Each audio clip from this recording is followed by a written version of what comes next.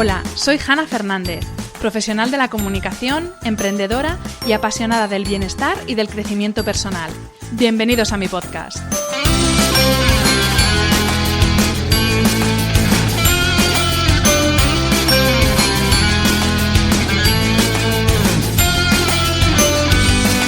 En cada episodio encontrarás charlas con personas brillantes e inspiradoras que te van a dar las claves para reinventarte, ilusionarte, empoderarte y vivir por fin la vida que quieres. Personas que con su trabajo diario y con su ejemplo están cambiando el mundo. Hablaremos de todas las esferas del bienestar sobre las que puedes actuar para empezar ya a vivir bien de verdad. Relaciones personales, equilibrio emocional y mental, trabajo, salud, sostenibilidad, finanzas, emprendimiento y crecimiento personal. ¿Estás listo? Vamos, yo te acompaño. Aquí comienza tu guía para vivir bien.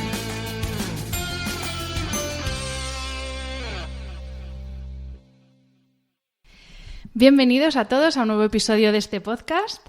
Los que me escucháis sabéis que soy una enamorada del yoga y aunque tengo épocas como ahora que practico muy poquito, yo sí que puedo decir que el yoga en su momento me cambió la vida y sé que es algo que siempre está y estará ahí para cuando lo necesite.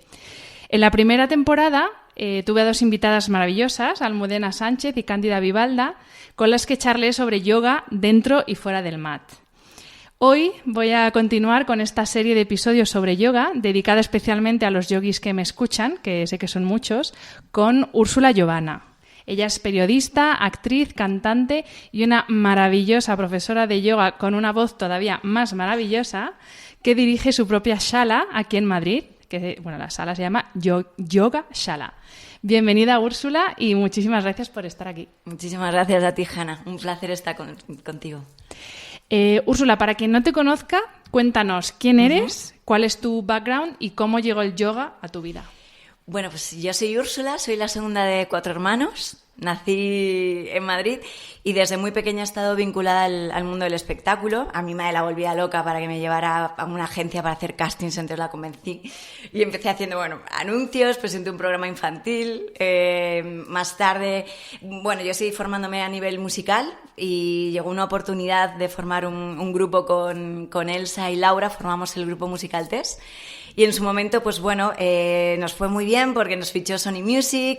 Paralelamente, en la serie Al salir de clase también formábamos parte del elenco y, desarrollaron una trama en la que éramos hermanas, hacíamos el lanzamiento del disco y demás.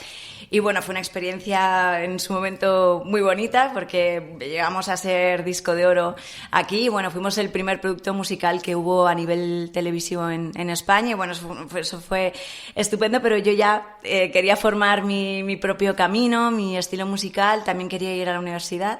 Entonces, decidí que me separaba del grupo, seguí por mi cuenta, formándome a nivel musical, componiendo, tocando por salas y estudiando periodismo.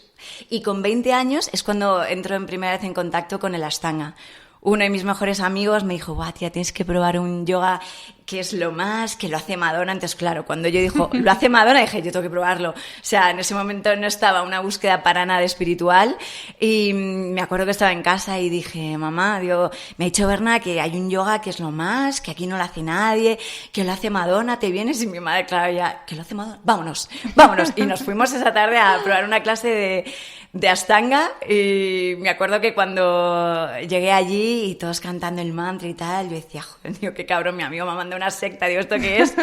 y la verdad no tenía ni idea de qué iba a pasar ahí, no sabía de qué iba y fue además una clase guiada, yo terminé totalmente baldada y salí muy confusa, pero había algo dentro de mí que sabía que iba a volver. Y seguí yo con mi camino, con mi carrera, luego empecé en el mundo de la música dance. Mi hermano mayor también se ha dedicado a la música, entonces me propuso hacer un tema, nos funcionó muy guay. Entonces yo estaba de tour con una sesión de música house y combinaba el yoga, lo tenía ahí, me gustaba muchísimo, pero ni de broma pensaba que se iba a convertir en lo que al final se convirtió. Y vamos a hablar de Ashtanga Yoga, porque es un tipo de yoga que se está poniendo cada vez más de moda, que yo no sé si esto es bueno o es malo, porque cuando las cosas se ponen de moda se prostituyen un poco a veces. Me gustaría que nos explicaras en palabras sencillas en qué se diferencia de los dos estilos que más se conocen, que son Vinyasa y Hatha. Bueno, el Ashtanga, para empezar, es un yoga más artesanal en el sentido de, en comparación con otros estilos de yoga. ¿Por qué? Porque normalmente en una clase de Vinyasa, de Hatha, tú estás mirando a un profesor que va haciendo una secuencia y tú tienes que ir repitiendo. Y eso en el Ashtanga es totalmente lo contrario. O sea, tanto en las clases como estilo Mysore como en las guiadas, no tienes que estar fijándote en un profesor que está, por ejemplo, realizando la secuencia, porque las secuencias, primero, ya están diseñadas y las clases estilo Mysore se va trabajando esa memorización y la integración de lo que es la práctica, postura a postura, bajo supervisión del profesor. Y, por otra parte, también, en las guiadas, el profesor dicta la secuencia. Entonces, eso cambia ya muchísimo. ¿Por qué? Porque ya es una práctica en la que te sintoniza con un concepto de introspección. Ya es algo en lo que tienes que retraer los sentidos hacia ti y no tienes que poner la atención en otra persona. Entonces, dentro de las diferencias que se pueden marcar, aparte de, por ejemplo, con el Vinyasa, el silencio, ¿no? Normalmente en las clases de Vinyasa puede haber música, y en el Ashtanga uno de los elementos fundamentales precisamente es eso, es trabajar con el silencio. Y también la temperatura, ¿no? Es importante. Sí, la temperatura, la propia respiración, la respiración Ujjayi, nos va calentando por dentro. Es una respiración, también es la respiración victoriosa, como también se llama.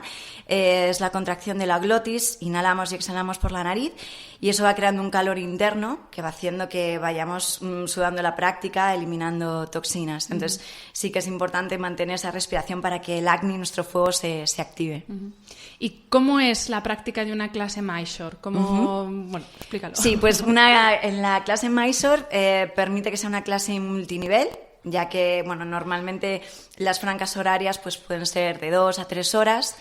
Y la enseñanza es totalmente personalizada. Como las secuencias ya están diseñadas, pues aunque no sepas nada de yoga, puedes venir perfectamente a clase, porque se va enseñando la secuencia postura por postura, y a medida que se va integrando y se va memorizando, se van añadiendo nuevas posturas. Entonces, bueno, normalmente cuando ya cantas el mantra inicial, cuando comienza la clase se canta todos a la vez. Si uno llega más tarde, pues lo canta hacia adentro, y ahí empezarías con tu secuencia. Entonces el profesor te va guiando. Entonces hay un punto en el que estás parado en X postura, por ejemplo, en Prasarita Padottanasana. Entonces tu práctica está ahí y el profesor decide cuando te va añadiendo nuevas posturas.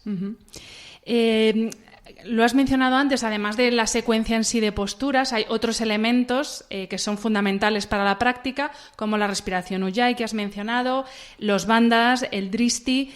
¿Qué son y por qué son tan importantes para la práctica? Para empezar, porque la práctica Ashtanga pretende ser una meditación en activo. Entonces, la mente siempre necesita agarrarse a algo. Entonces, hay estudios que muestran como que la mente no puede estar como haciendo más de 3 cosas a la vez. Entonces, hay 3 elementos, que sería la respiración Ujjayi, Drishtis, que es donde enfocamos la mirada en cada asana, que tiene un punto concreto. Enfocamos la mirada de una forma física, pero desde ahí llevas la mirada hacia adentro. Es una manera de empezar a tener esa atención, esa concentración para llegar al estado de meditación.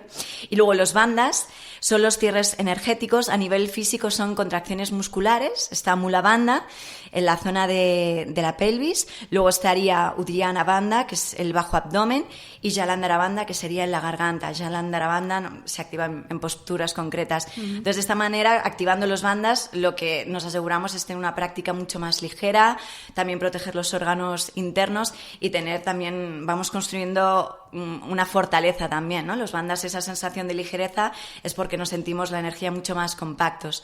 Entonces, esos 3 elementos se llamaría el concepto de Tristana, atender a esos 3 elementos a lo largo de la práctica. Y es fundamental, porque si estamos con la atención plena en esos 3 elementos, realmente entramos en un estado de meditación en activo. La clase tiene varias series, ¿verdad? ¿Cómo está estructurada? Sí, o sea, lo que es la práctica Ashtanga, hay 6 series. tres. La primera es, que no por ello, porque muchas veces la gente cuando dice, no, es que la primera serie, bueno, es que la primera serie lleva años realizarla. Eso digo yo, como si fuera una cosa que... Claro, o sea, realmente la primera serie lleva sus años largos para realizarla pues correctamente, y cada vez en Ashtanga también se trata mucho de ir afinando lo que vas haciendo, todo lo que vas haciendo.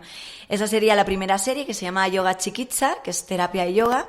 La segunda serie sería Nadi Sodhana, sería la serie intermedia, y luego la última serie avanzada está subdividida en A, B, C, D. Y bueno, realmente ya esas últimas son prácticamente contorsionismo, por decirlo de alguna manera. Úrsula, Ashtanga normalmente lleva el apellido de ser un yoga muy físico, y de hecho hay mucha gente que le provoca rechazo porque piensa, yo entre que no soy flexible, que no tengo resistencia, ¿realmente es tan exigente físicamente y realmente puede hacerlo todo el mundo? Es lo exigente que tú quieras que sea. Porque como todas las cosas no son lo que son, es lo que nosotros hacemos de ellas. Entonces, en la práctica de Ashtanga, tú puedes, o cualquier cosa, tú puedes coger un vaso así, o puedes cogerlo dejándote la vida, la mano en la tensión que pones en ello. Entonces, realmente, la práctica de Ashtanga es física, pero es lo física que tú quieras hacerla respecto al grado de intensidad. Y de hecho, si uno pretende tener una práctica continuada, que es lo suyo para notar los beneficios y demás, hay que trabajar muchísimo con la escucha, con nuestros grados de energía, cómo te sientes en cada día, porque no todos los días tenemos la energía al 100%, entonces la práctica no la puedes hacer al 100%, tienes que dosificar. Entonces eso está en la persona. O sea, la Ashtanga es físico, pero precisamente la cuestión física es una excusa, es la herramienta para llegar al interior, ¿no? Como decía la loca de la casa, no se la puede domar desde ahí, hay que entrar por otra puerta, y en este caso es el cuerpo, bajar al cuerpo, lo que hace que podamos trabajar nuestros procesos mentales, que de eso va la práctica de Ashtanga. Y me preguntabas también... si es apto para todo el mundo, o si es posible adaptar las posturas. Totalmente, o sea, yo es algo que para mí, o sea, con lo que supone personalmente el regalo que puede ser para cualquier persona conocer el yoga, por supuesto, yo tengo personas en la sala que hay que adaptarla desde el saludo al sol a cualquier postura porque tiene alguna limitación física, por lo que sea, y de hecho vas viendo como cuando trabajas de esa manera el cuerpo poco a poco se va abriendo y bueno, y puedes perfectamente practicar, pero sí es importante adaptarlo si hay alguna limitación física que te condicione. Ashtanga en sánscrito significa 8 ramas o pasos. Iniciarse en la práctica de Ashtanga, en contra de lo que a veces se muestra en redes sociales, que luego hablaremos de ello, implica practicar esas 8 ramas, no solamente la práctica física de la serie de asanas. Brevemente, ¿cuáles son esas ramas y a qué aspectos de la vida afecta cada una? Pues qué bien que hagas esta pregunta, Hanna, porque creo que es lo que realmente da su lugar a la Ashtanga.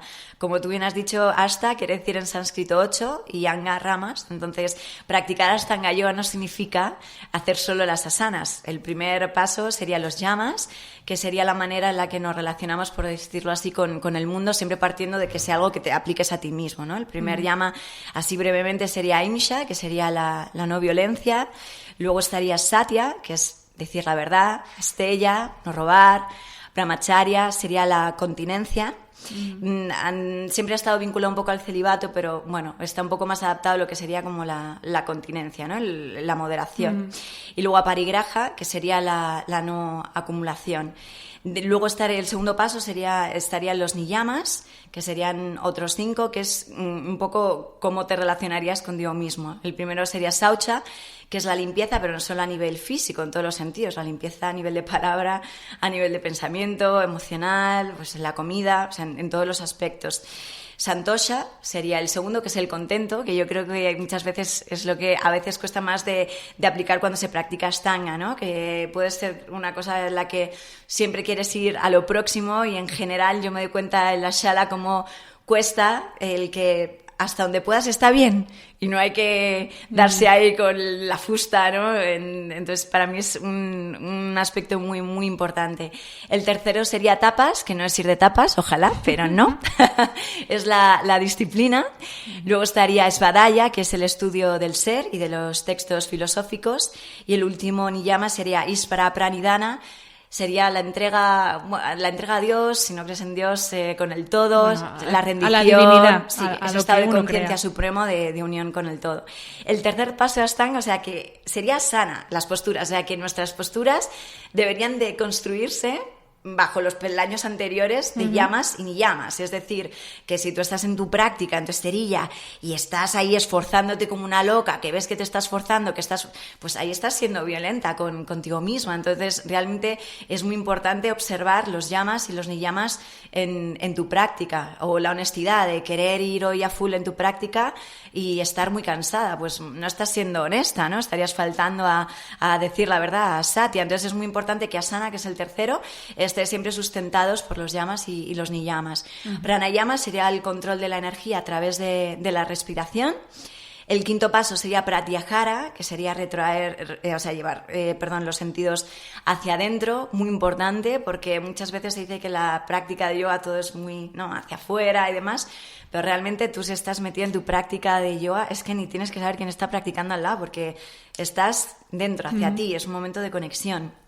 Y luego entraríamos en el sexto paso, que sería ese estado de concentración, dharana, dhyana, que sería ese estado de meditación, y después iríamos a samadhi, que sería ese momento de, por decirlo, de iluminación o de conciencia suprema. Madre mía. Hay mucho, hay mucho que saber para practicar Ashtanga. Hay mucho por eso, sí. Hay mucha tela ahí. Ya hemos hablado de la parte más física de Ashtanga, pero es verdad que no solamente ayuda a la salud física, sino que también ayuda a la salud mental. Y no sé si hay algún beneficio diferente al que nos proporciona la práctica de otro tipo de yoga con la práctica de Ashtanga en ambos planos, tanto el físico como el mental. O sea, a nivel físico sí que es verdad que es una práctica que por las asanas, por las respiraciones las que mantienen las posturas, pues a nivel simplemente físico, pues claro, se trabaja el tono muscular, con la respiración oxigenamos la sangre. Trabaja mucho sobre el sistema nervioso, que es una pieza clave en el tema de nuestra salud. Por eso el tema de la respiración es lo más importante de la práctica. Realmente la práctica de Ashtanga es una práctica de respiración. De hecho, el movimiento no debe empezar sin iniciarlo, la respiración, para que sea una práctica consciente. Luego, con todas las asanas a nivel físico, pues hay una limpieza interna con las presiones que se hacen en las torsiones, en las marichasanas. Todo eso pues va drenando nuestros órganos internos y eso va haciendo que nos vayamos también depurando por dentro. A nivel mental, que yo creo que es lo más importante, está ya demostrado cómo cambia nuestra actividad cerebral con la práctica de yoga en 8 semanas. O sea, y hay estudios que lo demuestran, y realmente cuando tú mantienes un ejercicio de atención, puedes ir desbloqueando todos esos caminos que hacen nuestras neuronas, que crean muchas veces nuestros patrones de comportamiento, de pensamiento. Entonces realmente la práctica es una práctica transformadora, porque es que te cambia, te da la vuelta con un calcetín. Si realmente te mantienes constante en la práctica, no te salvas de nada. O sea, te cambia por todos los lados. O sea, no te puedes escapar de ella. Yo la verdad es que no soy una gran practicante de Ashtanga, he practicado contigo hace tiempo, pero bueno, voy y vengo. Y yo creo que uno de los motivos es porque dos de las cualidades que yo creo que más se practican en la práctica son la paciencia y la humildad. Y yo, bueno, soy cero paciente, pero cero. Y la humildad se practica en el sentido de que tú lo has dicho antes, el alumno tiene que esperar a que el profesor le diga cuándo pasar a la siguiente. Y es verdad que a veces pensamos que lo sabemos todo, que podemos todo, y claro, a veces es frustrante y el ego ahí te hace pupita cuando alguien te dice no, tú te vas a parar ahí, no puedes pasar a la siguiente. ¿Por qué esto es así en Ashtanga? Bueno, es de la manera que está diseñada la práctica, como se ha transmitido en la tradición, y yo creo que es una práctica muy incómoda, pero por eso es una práctica que te hace crecer tanto. Precisamente por eso, porque a todos nos gusta ser estupendos, maravillosos, y de repente te ves en una postura totalmente ortopédica, limitada, y claro, ¿cómo vas a pasar a la postura siguiente si cada postura, la anterior prepara la siguiente? Entonces tiene todo el sentido del mundo el decir, bueno, pues me tengo que esperar aquí 8 meses, 1 año, 4 años, bueno, pues, y realmente ese trabajo de, como tú bien dices, del ego, es de las cosas más bonitas que tiene la práctica, ¿no? Porque al final vas matando a tus personajes y yo creo que eso ayuda mucho a enfocar la vida de una manera mucho más relajada y más sana, ¿no? Cuando nos damos cuenta de todas esas exigencias internas que tenemos, que, bueno, muchas veces nos llevan a bloquearnos y, de hecho, en nuestro cuerpo sostenemos esos bloqueos emocionales, por eso esos bloqueos musculares pues están, bueno, provocados por esas cosas que llamamos internas. Entonces es muy importante un poco entregarse a la práctica y que también que haya esa relación de confianza con el profesor, de saber que hay un vínculo, que haya comunicación, para también un poco que no sea algo impuesto desde una cosa autoritaria, sino, bueno, que haya siempre un diálogo para poder conocer a tu alumno, ¿no? Cómo se siente también, que creo que es importante. No imponer, no, esto es así porque sí, bueno, pues un poco también tener ese vínculo de comunicación para entender por qué es la práctica así. Y también se practica mucho la disciplina, porque yo creo que es el único tipo de yoga que, a ver, no impone, pero sí que recomienda la práctica diaria, excepto el sábado. Sí, realmente la práctica serían 6 días en semana. Entonces yo entiendo que muchas veces la gente no puede por su vida, porque aparte de hacer yoga tiene su vida, familia, trabajo, lo que sea, y no puede. Pero luego realmente cuando lo tienes integrado, es que es como lavarte los dientes o ducharte, y realmente yo soy muy sincera, para ver los cambios y la transformación, y que esto es muy potente de verdad, tiene que ser una constancia sostenida a lo largo de un tiempo. O sea, esto no es algo mágico, no, o sea, esto es trabajo. Entonces sí que es importante mantener esa disciplina, sobre todo también por la mente, porque como lo que intentamos es detener nuestros procesos mentales, porque también el Ashtanga Yoga es un yoga está escrito en los Yoga Sutras, que pretende eso.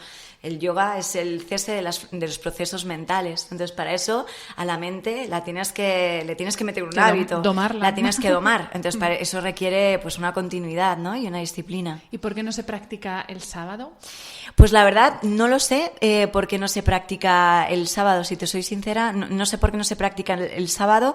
Y de hecho, bueno, hay en salas que cambian el día. No sé exactamente por qué el sábado no se practica. ¿Y los días de luna? Los días de luna nueva y luna llena Eso no es se un practica poco. porque, bueno, se entiende que la luna tiene una fuerza sobre los mares, mueve las mareas. Nosotros somos 70% agua, y esos días es en lo que estamos un poquito más susceptibles de nuestra energía de poder lesionarnos, entonces o más alterados. Entonces, esos días se recomienda descansar y no hacer práctica. Úrsula, en los profesores y en los practicantes de yoga, los que son más pro, es habitual veros que, bueno, que viajáis a la India, algunos una sola vez, otros van todos los años, y concretamente los que practicáis Ashtanga, es curioso cómo vais, pues eso, casi todos los años como en peregrinación a Mysore, a la ciudad de Mysore. ¿Es imprescindible ir para entender el Ashtanga? Y en el caso de los profesores, ¿cómo y dónde os formáis vosotros? No, yo no creo que sea imprescindible ir a Mysore para entender qué es el Ashtanga. Yo creo que el propio compromiso y la propia profundización en tu propia práctica, a lo largo de años, eso sí, y de constancia y disciplina y de tener una continuidad, yo creo que puedes entender qué es el Ashtanga. Otra cosa diferente, sí que te digo, es cuando ya llegas a un punto en el que tienes tal compromiso con tu práctica que tengas la necesidad de ir a las raíces, y por supuesto que eso es Mysore. porque bueno, como tú has dicho, los profesores cuando para formarte y demás, tú vas a estudiar con Sharad, que ahora es el nieto de Patavish Jois, que fue el máximo divulgador del Ashtanga Yoga. Entonces tú vas a la ciudad de Mysore, aplicas para estudiar con él los meses que puedas, 1, 2 o 3 como máximo, y vas allí, vas a practicar, estás bajo su supervisión. Igual, él es el que te va dando las asanas o las que no te las va dando, ¿no? Y así es como funciona. Es una cuestión de práctica y compromiso. ¿Y cuándo podéis empezar a dar clase? Realmente esto es un tema complicado en el sentido de que Sharad, para él, cuando considera a lo mejor que eres su alumno, es a partir del 3º o del 4º viaje, pero es algo subjetivo. Tampoco es algo exacto que al 4º viaje ya sepa que ya has ido y te dé su autorización para poder difundir el Ashtanga. This episode is brought to you by Etsy. Oh. Hear that? Okay. Thank you. Etsy knows these aren't the sounds of holiday gifting. Well, not the ones you're hoping for. You want squeals of delight.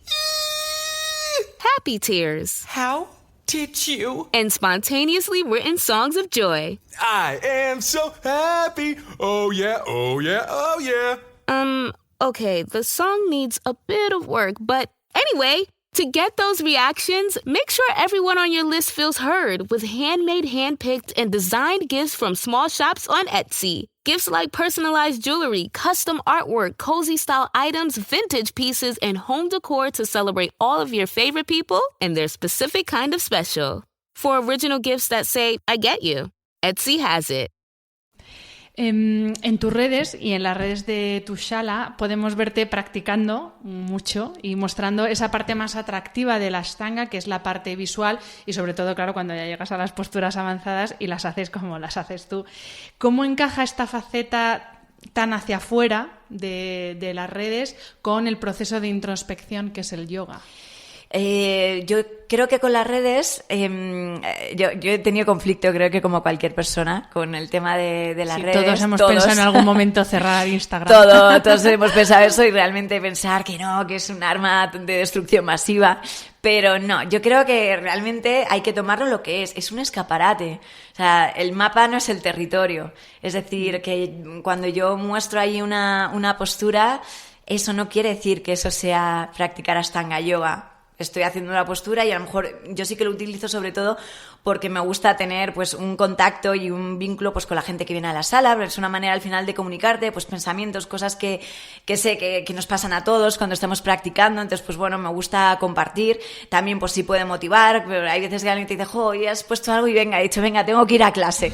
Entonces realmente es una buena manera de poder conectar con la gente, pero sabiendo que porque pongas una postura, eso no es hacer yoga, eso es una postura de yoga. Entonces eso yo creo que es muy importante, saber diferenciar y decir, bueno, esto es parte de un escaparate, pero hay que meterse dentro, ¿no? Para ver qué hay. Continuando con el tema de las redes, ¿no crees que nos estamos quedando un poco en la punta del iceberg en, pues eso, en hacer una postura bien, que la verdad que para muchos hacerla bien es que quede bonita, o en hacer el más difícil todavía? O sea, hay gente que ya lleva un mes de práctica y ya quiere empezar con invertidas y lo hacemos con el objetivo de mostrarlo más que realmente con el objetivo que tiene la práctica de yoga, y a veces es casi más una competición a ver quién hace el más difícil todavía que en hacer realmente una práctica que sea útil. Totalmente. Sí, yo estoy de acuerdo contigo que en las redes sociales hay una parte evidente, ¿no? Sí, bueno, es foto, o sea, eso es foto, ¿no? Entonces sí que es verdad que con el yoga yo creo que ha sido como en ese aspecto que sí que se ha notado mucho como hay una especie de moda o de ansia un poco por mostrar y mostrar y mostrar, ¿no? Entonces eso es lo que pues puede desvirtuar que es la práctica. Entonces yo creo que no hay que darle importancia porque para mí eso no es yoga. Entonces si alguien quiere hacerse una foto y mostrar su super pincha mayurasana y tal, pues veo la foto y digo, ¡jo, qué bien! Pero realmente a mí eso no me llega más allá de a lo mejor algo que me inspire o que me mueva. Simplemente veo que es una imagen que puede ser bonita, pues atractiva y me puede inspirar en, pues qué bonito pincha mayurasana. pero no va más allá. Yo creo que es importante pues tener el criterio, saber cuándo las cosas pueden trascender en ti y cuándo no. Entonces, realmente yo creo que está bien que sea un escaparate y que luego eso es decisión de cada uno, ¿no? Hasta dónde quiere mostrarse y también trabajo de uno mismo, saber cuándo es su ego realmente y bueno, eso es trabajo de cada uno. Nos has contado cómo llegó el yoga a tu vida, pero me gustaría saber en qué momento decides o sientes que quieres pasar al siguiente nivel y que quieres ser profesora y que además quieres convertirlo en tu forma de vida. Pues yo es que al final me rendí al yoga, porque yo me iba de bolo a donde me tocara, a Cuenca o a Moscú, a tal, y a cantar, y yo me llevaba mi esterilla y yo quería pues salir a cantar para irme a la cama pronto y al día siguiente yo hacer mi práctica. Entonces yo, claro, ya tenía como... Me daba cuenta y decía, es que esto es, ¿sabes? Me tengo que rendir un poco ya a lo que hay. Mantenía mi disciplina, mi constancia y había transformado mi manera de vivir. Y también me he dado cuenta que era mucho más feliz de otra manera viviendo.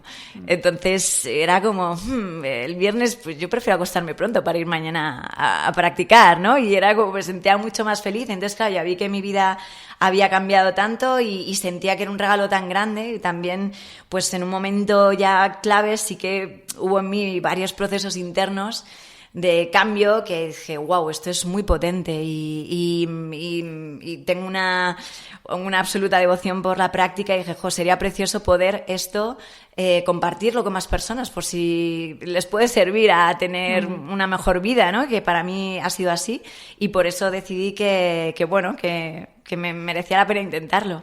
Y es sencillo, emprender en España no es sencillo, pero ya encima en el mundo del yoga es fácil, no sé cómo llamarlo, o sea, sé que fácil no es, pero bueno, es posible, ¿no?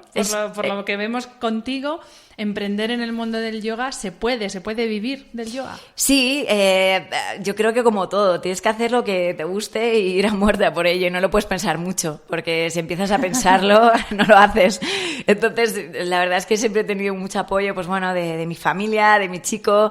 Cuando yo monté mi espacio fue de una forma, no lo tenía pensado, o sea, mi chico donde tiene su consulta y demás, me dijo, he visto un anuncio de un sitio por aquí cerca, a lo mejor podías para tú montar tu espacio. Y yo era, ¿mi espacio? ¿Sabes? Todavía no lo tenía pensado y de repente fue como, bueno, pues vamos a verlo. Vale, y al final me cuadró y bueno, me aventuré porque también creo que al final en el yoga hay algo muy personal. Entonces, cuando lógicamente tú tienes tu espacio, ya tienes como tu reino para hacer las cosas en el sentido en las que tú las crees, ¿no? Entonces, no es fácil y es como si tuvieras a un bebé porque tienes que darle todo y más y tienes que entregarte al 100%. Pero para mí la satisfacción de ya tener un grupo de practicantes, de todo lo que yo recibo por parte de la gente de la sala, a mí me compensa todos mis madrugones y toda la entrega que lo hago con todo el amor del mundo. Tu chico practica también, ¿verdad? Sí, de hecho nos conocimos, es que el yoga me ha traído muchas cosas buenas, Hanna. Bueno, claro, es que empieza también, por ahí, que lo mismo algunos... Claro, aquí que la gente se anima, oye, que hay mucho tema de esto también en el yoga. Entonces, sí, conocí a mi chico en Ashtanga Yoga Madrid, donde yo estuve practicando con Borja Romero Valdespino durante 12 años, y allí conocí a mi chico, y mi chico practica Ashtanga, y ahí a las 7 de la mañana está todos los días en la sala practicando. Ahí tenías tú la motivación. Claro. ¿Tú crees que es necesario que tu pareja ya no solo entienda, sino que comparta también el estilo de vida? ¿O es posible una persona que sea, pues eso, que le guste más estar de farra el viernes por la noche que irse a dormir para practicar el sábado? A ver, yo creo que todo esta vida es posible, pero sí que considero que para mí sería un poco complicado simplemente por lo que dices tú, por estilo de vida. Porque pues yo me levanto todas las mañanas a las 5:30 de la mañana para ir a dar clase a la sala, entonces claro, si mi chico le gustara, pues sería un poco complicado. No creo que sea imposible, porque seguro que hay parejas que lo pueden cuadrar, pero para mí sí que considero que al final es que implica un estilo de vida, o sea, sí que creo que implica una manera de vivir. un poco diferente, que no significa que te conviertas en un monje y no puedas salir por ahí si te apetece de vez en cuando, pero yo reconozco que no suelo ser nocturna, ¿no? no puedo. Y en lo referente al estilo de vida, a mí me gusta mucho preguntar, y de hecho alguna vez te lo he preguntado, ¿qué come la gente que para mí tiene un cuerpo, ya no cuerpazo, que lo tienes porque lo trabajas mucho, sino un cuerpo que se ve que es muy sano? Entonces, sí, me gusta preguntar siempre a la gente qué come, y en el caso de Ashtanga, ¿hay alguna directriz en lo que se debe comer? ¿Cuándo? Sí, bueno, por ejemplo, en el libro en Yoga Mala de Patabi Joyce también explica como que el yoga no es para gente ni que come mucho ni que come poco. Tendría que dejar de practicar entonces, porque yo como muchísimo. Pero ni mucho ni poco, normal. Es decir, más que nada porque sí que notas, por ejemplo, si practicas por la mañana y te pegas una mega cena, sí. Por ejemplo, notas que por la mañana entonces estás más, o sea, tiene su sentido. Entonces, un poco trabajar pues también con el cuarto llama, con la contención, ¿no? El hecho de no dejarnos llevar ahí totalmente por los sentidos. La comida, sin duda, ahí lo tenemos presente. Y para mí el tema de comer sano, pues yo creo que es también un poco sentido común, ¿no? O sea, evitar los procesados, las guarrerías y comer mucha fruta, mucha verdura, pescado, huevos y bueno, yo también de vez en cuando consumo lo que es carne o sea, lo que es pollo, pavo. Carne blanca. Carne blanca. Y yo creo que es al final la variedad está ahí, ¿no? Para algo, ¿no? No creo en las restricciones, no. Incluso si algún día te apetece comerte algo que te apetece comerte porque te da la gana, mientras lo hagas desde tu libertad. Yo soy me encanta el dulce y yo si voy a cenar por ahí no me pienso volver sin tomar un buen postre, o sea que yo creo que también hay que disfrutar.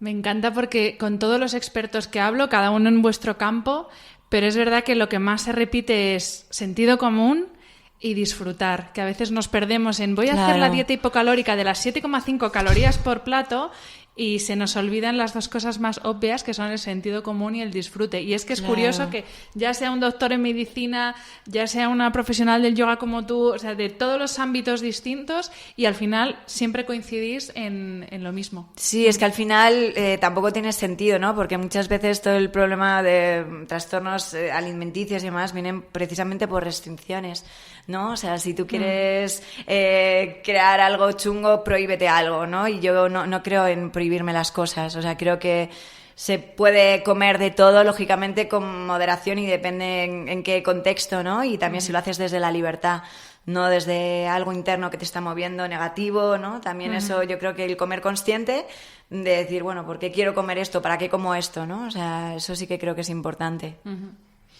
Volviendo a la práctica, bueno, la figura del profesor, tanto en cualquier tipo de yoga como en cualquier disciplina, es fundamental.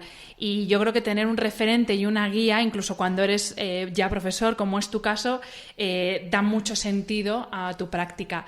En tu caso, ¿quiénes son tus, no sé cómo llamarlos, referentes, maestros, gurú? ¿Quiénes son tus referentes? Sin duda, Sharat. Cuando tuve la oportunidad de estudiar con él, sí que yo estaba un poco en plan de, bueno, a ver esto, ¿no? De Sharat, a ver. Y realmente sí que fue, iba a ser wow. Un divo.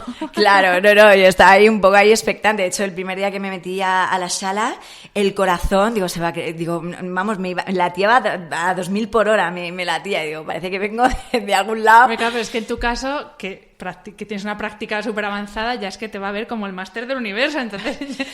Claro, tienes ahí unos nervios que yo estaba, en serio, y decía, Dios mío, parece que me he tomado algo y acabo de salir de la cama y vengo a practicar, y estaba súper alterada.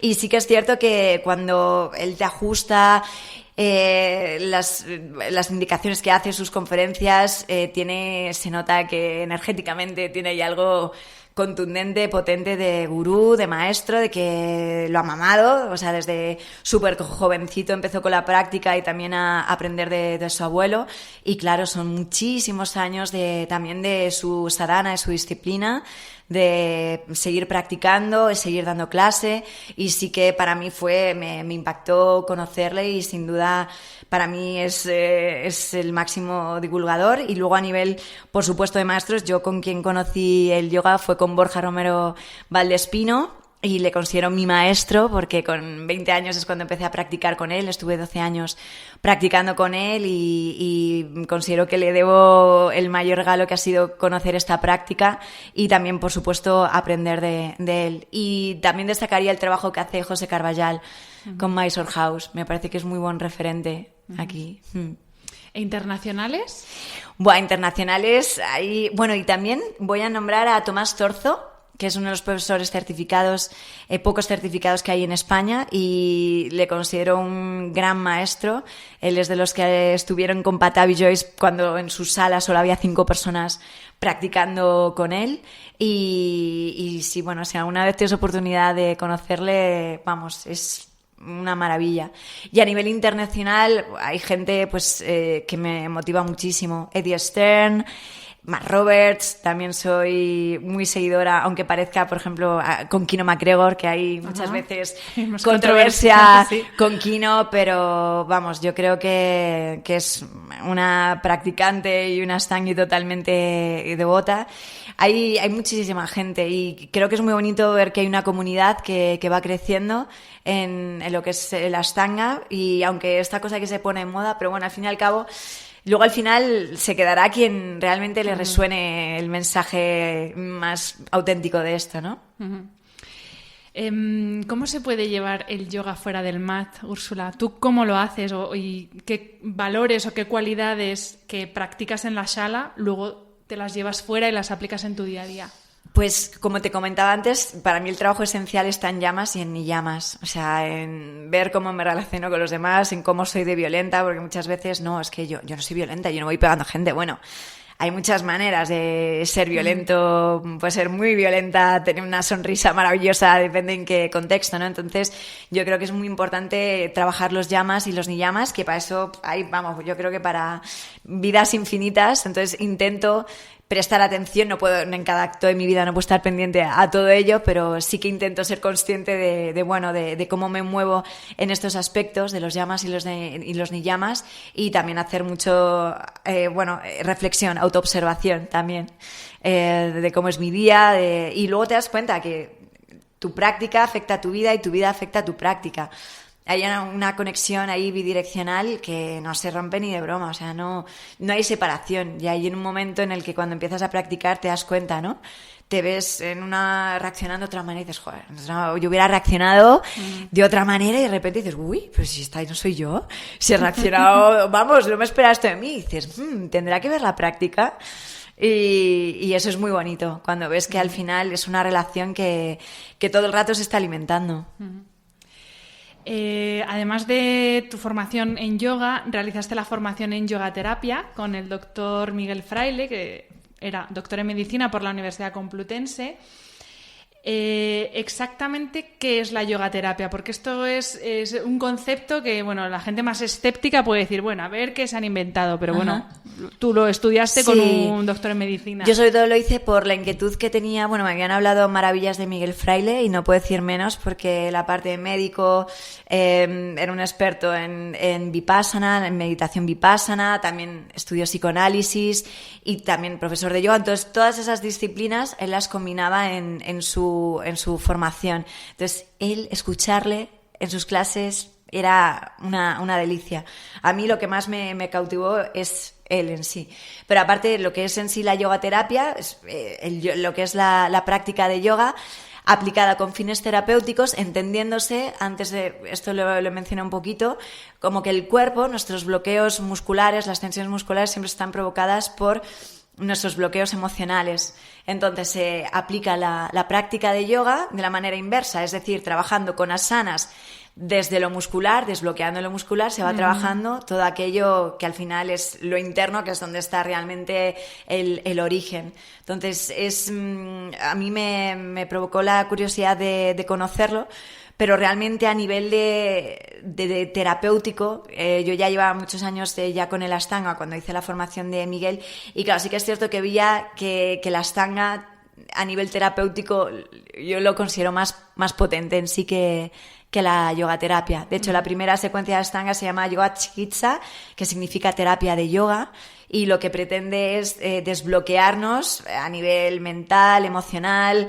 espiritual. Y de hecho Patavi Joyce recomendaba para los occidentales, como decía, pues que no teníamos una formación pues más espiritual y demás, decía que primero se empezara con la práctica de asana, y que luego ya, si querías entrar un poquito en profundizar en textos y demás, pero que lo importante primero era limpiar, ¿no?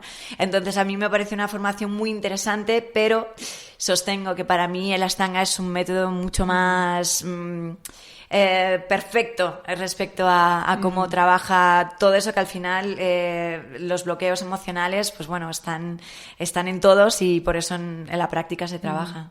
Y bueno, y un apunte que Miguel Fraile es un ejemplo para todos los escépticos de que se puede ser un hombre de ciencia. Totalmente. 100% ciencia, y a su vez incorporar tradiciones orientales que no son menos serias ni menos ni de segunda comparado con la ciencia occidental. Entonces hay mucha gente que es muy escéptica con esto, y yo soy una convencida de que cuanto más unifiquemos absolutamente los radicales que somos a veces aquí con la ciencia con otras tradiciones, es cuando más enriquecemos al final el cuidarnos a nosotros mismos. Miguel contaba que realmente el yoga él le salvó de una depresión muy joven, que él tenía una depresión, que vio un libro de repente en una librería de yoga, se lo compró, empezó a hacer las asanas que venían ahí, y de repente que empezó a sentir que se encontraba cada vez mejor, y claro, él es médico, entonces como tú bien dices, al final yo creo que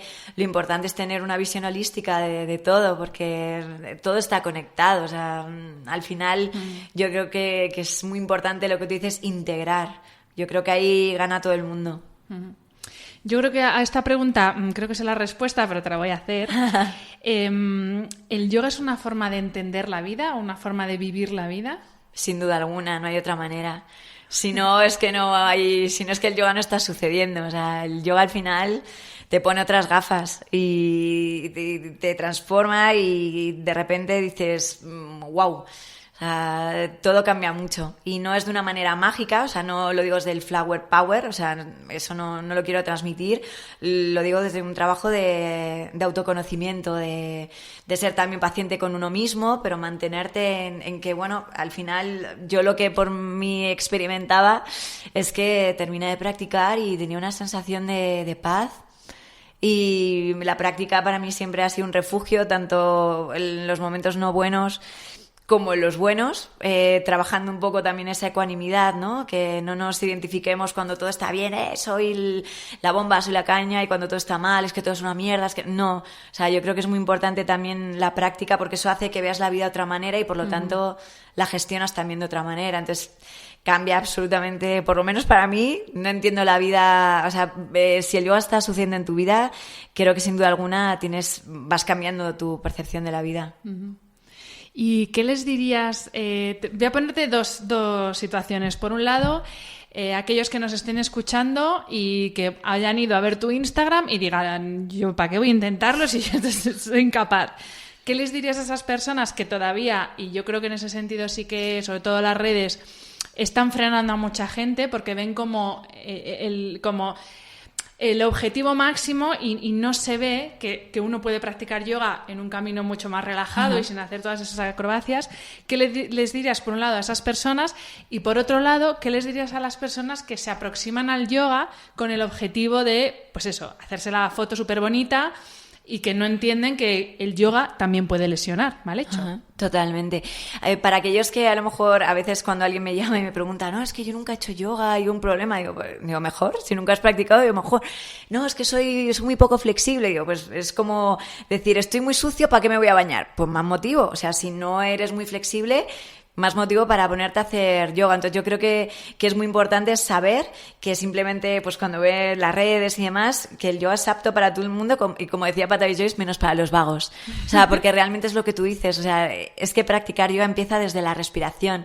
Si tú estás haciendo una asana espectacular o una serie de asanas y no estás en la respiración, ni consciente, ni trabajando bandas, ni drishtis, no estás haciendo yoga. y puede que estés sentado en una postura en Padmasana, y ahí estás, si tú estás en tu respiración conectada, ahí estás practicando yoga.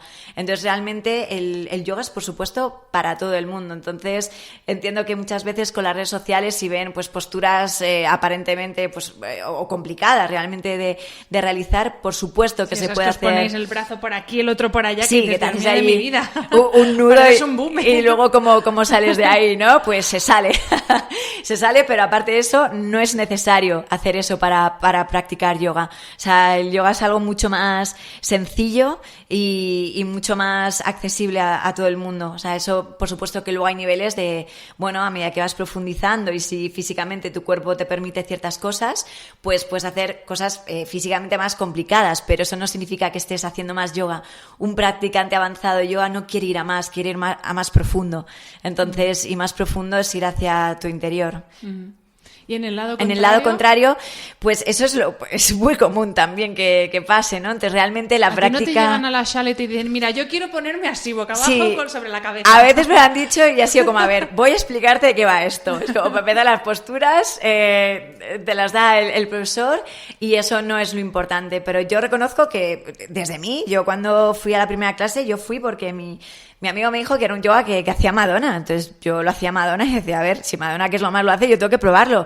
Y a raíz de ahí, que fui con ningún tipo de expectativa, luego es muy bonito también a veces ver los motivos por los que empezaste y pasado el tiempo los motivos por los que seguiste, que son totalmente diferentes. Claro. Entonces yo creo que también eso es totalmente lícito, que alguien quiera ir a yoga porque le han dicho que te pones el culo más duro. Pues me parece estupendo, porque luego al final la propia práctica te descubre, ¿no? Entonces al final, igual, si tienes aspiraciones te vas a lesionar, entonces o paras o la práctica te para. Entonces al final, lógicamente, es mejor no llegar a ese punto de lesionarte, pero eso por supuesto también está en la actitud de la persona, ¿no? También dicen que las lesiones cuando se dan es porque hay algo que nos tienen que enseñar. Te voy a hacer una pregunta, ya vamos a ir terminando. También se le dice a Almu, ¿el yoga ayuda a ser feliz? Para mí el yoga cultiva las cualidades que sin duda alguna te ayudan a tener una vida más plena y por lo tanto llegar a más estados de felicidad. El yoga, para mí la práctica hace que te veas a ti mismo y en verte a ti mismo pues ves tus cosas buenas y las que no son tan buenas, entonces te da la oportunidad de trabajártelas. Trabaja la ecuanimidad, que eso yo creo que es, como antes te he dicho, eso, ese estado de, bueno, de cuando todo está bien, no irnos muy alto, pero no por no sentir, porque no te identificas con las cosas, ¿no?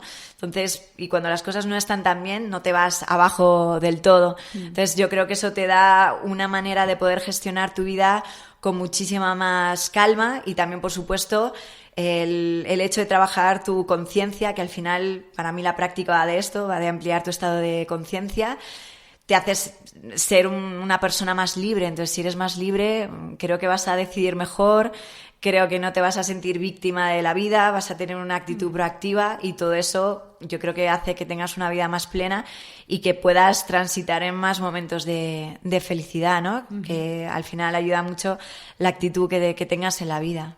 Qué bonito. Si alguna persona de las que nos están escuchando quiere seguirte, leerte, hablar contigo, hacerte una pregunta, ¿dónde te encuentra virtual y físicamente? Sí, pues virtual, mi Instagram es yoga.es y tenemos también la web www.yoga.es y en mi sala, que está en la calle Conde de Aranda número 20, primero C. Ahí está la salita. Aquí en Madrid, así que los en de Madrid, fuera, eso. Pues cuando vengáis a Madrid ya sabéis dónde podéis ir. Eso. Pues muchísimas gracias, Úrsula. Muchas ha sido gracias un a ti, auténtico Hanna. placer. Para mí. Es un placer practicar contigo y bueno, también charlar contigo ha sido un placer, así que muchas gracias. Muchas Namaste. gracias a ti. Namaste. Y a todos los que nos escucháis, gracias también por estar ahí una semana más y nos vemos en el siguiente episodio. Un abrazo.